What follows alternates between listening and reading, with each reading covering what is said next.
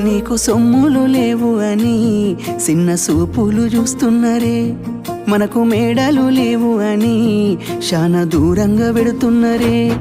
ఎప్పుడు కలైకనే ఉంటామా, ముందు కాలాన మారబోమా. నువ్వు బాధెందు కడతావయ్యో, ఆ భగవంతుడుండురయ్యో. నీ పాదాలకే దండమెడుత పిల్ల, నువ్వు చిన్నదానివైనా నా 7 జన్మాలకే కోరుకుంటా మల్లా నా తోడు నీడలాగా.